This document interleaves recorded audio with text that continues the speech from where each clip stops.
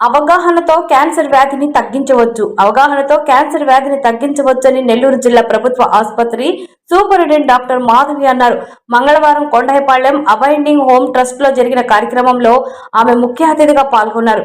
ఈ సందర్భంగా ఆమె మాట్లాడుతూ వ్యాధిపై ఆందోళన వద్దని, మందులు వేసుకుంటూ బలవర్ధకమైన ఆహారం తీసుకుంటే క్యాన్సర్ వ్యాధిని నిరోధించవచ్చని ఆమె పేర్కొన్నారు.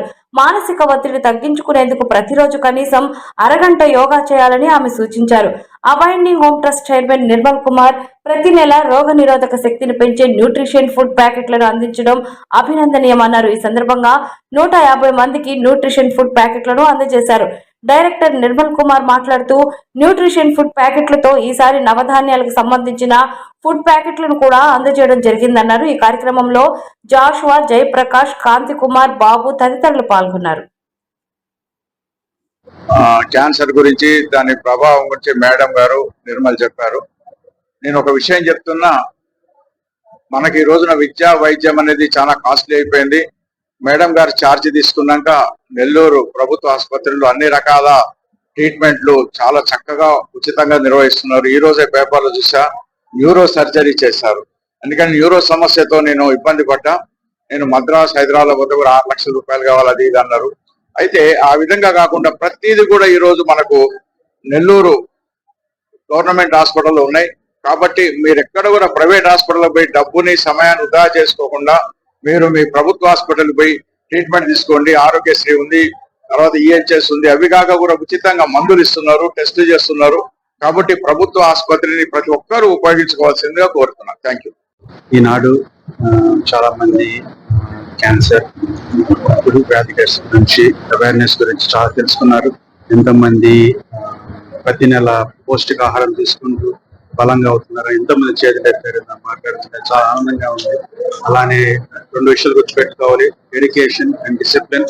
డెడికేషన్ తో మీరు సంకల్పంగా ఉండి ఇక్కడికి వచ్చి అటెండెన్స్ వచ్చి తీసుకుంటున్నారు. అలానే డిసిప్లిన్డ్ క్రమశిక్షణగా ఇచ్చిన పౌష్టికాహారం తీసుకుంటూ అట్లానే టైంకి మందులు వేసుకుంటూ ఆరోగ్యంగా ఉండాలని, వచ్చిన మళ్ళీ బలంగా ఉండాలని, మళ్ళీ కలుసుకుందామని నేను ఆశిస్తున్నాను. ఇది క్యాన్సర్ గురించి అంటే చాలా చాలా చెప్పాల్సి వస్తుంది. కానీ క్యాన్సర్ ట్రీట్మెంట్ తీసుకున్న తర్వాత ఎలా మిమ్మల్ని మీరు కాపాడుకోవాలి అనే దాని గురించి నేను రీసెర్చ్ లో చూసినది అండ్ నేను చాలా అబ్జర్వ్ చేసింది చెప్తున్నాను. క్యాన్సర్ ఉన్న తర్వాత ట్రీట్మెంట్ తీసుకున్న తర్వాత వాళ్ళకి ఇమ్యూనిటీ చాలా తగ్గిపోతూ ఉంటుంది అండ్ రక్తహీనత ఎక్కువ ఉంటుంది. సో ఇవన్నిటిని తట్టుకోవాలంటే వారు పౌష్టికాహారం తీసుకోవడము చేయాలి. తర్వాత ఐరన్ లోపం లేకుండా హిమోగ్లోబిన్ పెంచుకునే విధంగా చూసుకోవాలి. ఈ రెండిటి కోసం కూడా వాళ్ళు హై ప్రోటీన్ ఫుడ్ అంటే వాళ్ళకి తినబుద్ధి అవ్వకపోవడము అవన్నీ కూడా ఉంటాయి. కాబట్టి హెల్దీగా మనకి హైయెస్ట్ ప్రోటీన్ ఉండేది ఎగ్స్ అండి ఫస్ట్. సో ఎగ్స్ తీసుకోవాలి. తర్వాత మొలకలు పెట్టిన పెసలు, శనగలు అనేవి వాటిల్లో మొలకలు తింటే కూడా చాలా మంచిగా యాంటీ ఆక్సిడెంట్స్ ఉంటాయి. హై ప్రోటీన్ ఉంటుంది. ఎక్కువగా మనం ఐరన్ తీసుకోవాలి అనుకున్నప్పుడు జాగరీతో చక్కెర వాడకండి, బెల్లంతో చేసినవి, తర్వాత దాంతో పాటు ప్రోటీన్ శనగలతో కలిపి తింటే మీకు మటన్ లో ఎంత ప్రోటీన్ వాల్యూ ఉంటుందో వీటిల్లో కూడా అంత హై ప్రోటీన్ వాల్యూ ఉంటుంది.